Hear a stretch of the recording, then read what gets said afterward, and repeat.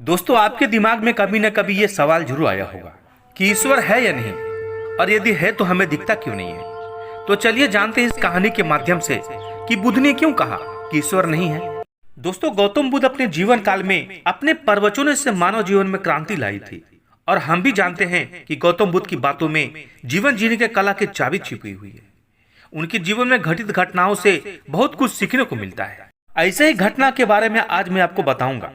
गौतम बुद्ध के समय एक सवाल उनसे अक्सर पूछा जाता था कि ईश्वर है या नहीं, और यदि है तो दिखता क्यों नहीं है। गौतम बुद्ध इस सवाल का हर बार अलग अलग जवाब देते थे और सबको अपनी पहेली में उलझा देते थे। ईश्वर के बारे में पूछा गया यह सवाल आज भी एक पहेली है। चलिए दोस्तों, आज इस पहेली को सुलझाते हैं। आगे बढ़ने से पहले यदि आपने अभी तक हमारे चैनल को सब्सक्राइब नहीं किए हैं तो फटाफट कर दीजिए, क्योंकि इसी तरह के वीडियो मैं हमेशा बनाता रहता हूं और जानकारी और रहस्यमय बातें आप तक पहुंचाता रहता हूं। लोगों ने यह सवाल कई बार गौतम बुद्ध से पूछा, लेकिन गौतम बुद्ध कभी भी इसका सही जवाब नहीं दिए। एक बार की बात है, एक ज्ञानी पंडित गौतम बुद्ध का प्रवचन सुनने आया करता था, और वह पंडित उनकी बातों से सहमत था कि वह मानता था कि गौतम बुद्ध एक ज्ञानी पुरुष है। एक बार गौतम बुद्ध ध्यान की मुद्रा में बैठे हुए थे, और वह पंडित उसके पास गया और उनसे पूछा कि बुद्ध, कृपया आप मुझे बताएं कि ईश्वर है या नहीं, और यदि है तो मुझे दिखता क्यों नहीं है। मेरी आपसे प्रार्थना है कि आप मेरे सवालों का मुझे सही सही जवाब दें। बुद्ध के बारे में कहा जाता है कि वह कभी भी किसी प्रश्न का सीधा जवाब नहीं देते थे। उनके हर जवाब में रहस्य भरा होता था।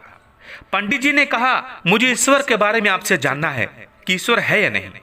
बुद्ध उनकी बात सुनकर मुस्कुराए और फिर पंडित जी से बोले, ठीक है।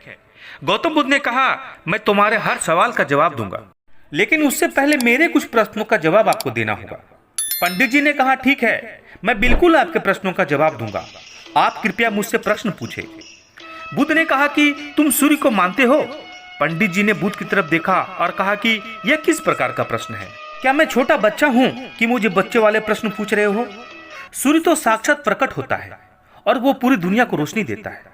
धरती पर रहने वाले हर जीव को ऊर्जा उसी से प्राप्त होती है।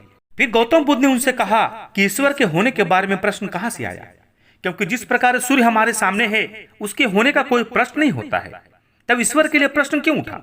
ईश्वर को मानने की क्या आवश्यकता है? इसका मतलब यह हुआ कि तुम्हारे मन में कहीं न कहीं ईश्वर के प्रति संदेह है, क्योंकि ईश्वर सूर्य की तरह आपके सामने नहीं है।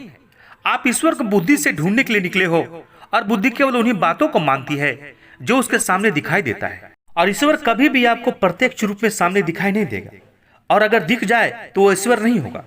गौतम बुद्ध ने कहा कि तुम ईश्वर को मानते हो या नहीं, असल में यह प्रश्न ही गलत है, और गलत प्रश्न का सही उत्तर कैसे दिया जा सकता है? इसलिए अगर गलत प्रश्न पूछे जाने पर और अगर किसी के उत्तर दिए जाने पर वह उत्तर भी इसी प्रश्न की तरह गलत होगा। गौतम बुद्ध की यह बातें सुनकर पंडित जी थोड़ा भ्रमित हो गए। उसने कहा कि गौतम बुद्ध, आप किस तरह की बातें कर रहे हैं? मुझे कुछ समझ में नहीं आ रहा है। तब बुद्ध ने पंडित जी से कहा कि अगर मैं तुम्हें सीधे शब्दों में बताऊं तो इसका मतलब है कि ईश्वर को माना नहीं बल्कि जाना जा सकता है। अगर तुम मुझसे यह प्रश्न करते कि मैं ईश्वर को जानना चाहता हूं, तो मैं तुम्हारी मदद कर सकता था, और जिस दिन तुम ईश्वर को जान जाओगे उस दिन ईश्वर की व्याख्या तुम सीधे कभी नहीं कर पाओगे। लेकिन लोगों को ईश्वर के दर्शन का स्वाद चखने में तुम उनकी मदद कर सकते हो। तुम कभी भी अपना अनुभव किसी को दे नहीं सकते हो, लेकिन किसी को ईश्वर का अनुभव कराने में उनकी सहायता कर सकते हो। दोस्तों, आपने गौतम बुद्ध के जीवन की कितनी कहानियां, कितने किस्से सुने होंगे। वहां आपने देखा होगा कि बुद्ध ने कभी भी ईश्वर के बारे में स्पष्ट नहीं कहा, और इसकी वजह से कई बार बुद्ध पर उंगलियां भी उठी। लोगों ने यहाँ तक कह दिया कि बुद्ध कुछ भी नहीं जानते हैं, क्योंकि बुद्ध इस तरह के प्रश्नों का उत्तर ठीक से नहीं दे पाते हैं।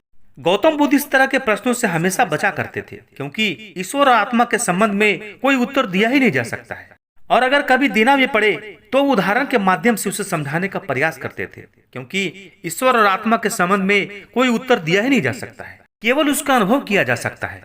बुद्ध को सच में ज्ञान प्राप्त हो गया था, वह ईश्वर के अनुभव कर चुके थे, और कोई भी व्यक्ति जो इस अनुभव को प्राप्त कर चुका हो वह कभी भी ईश्वर के बारे में, ज्ञान के बारे में सीधा सीधा कभी नहीं बताता। वह आपके प्रश्न को बीच में ही लटका देता है, क्योंकि वह चाहता है कि आप उसका अनुभव खुद करें।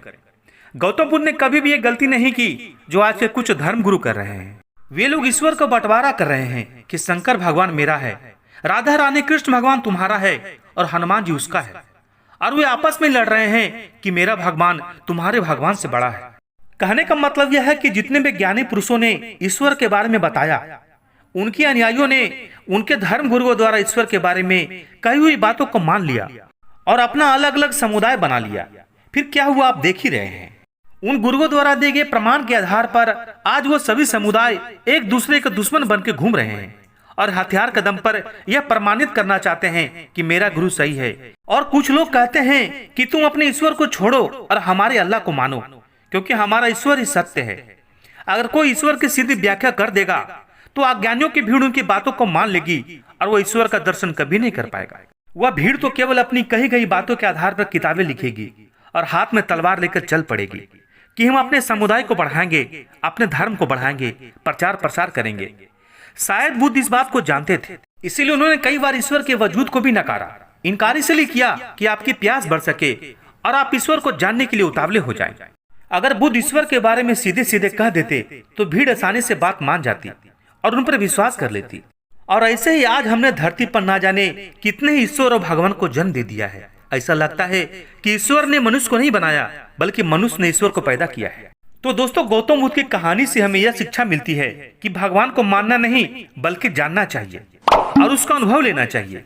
ईश्वर को जानने के लिए सिर्फ एक ही रास्ता है कि हमें धर्म से ऊपर उठ के चलना होगा। धर्म सिर्फ हमें लड़ना सिखाता है और यदि हमें ईश्वर के अनुभव को प्राप्त करना है तो हमें अपने भीतर गहरे ध्यान में जाना होगा।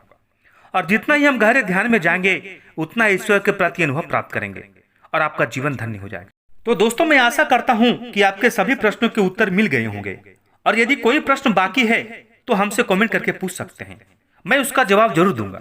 धन्यवाद।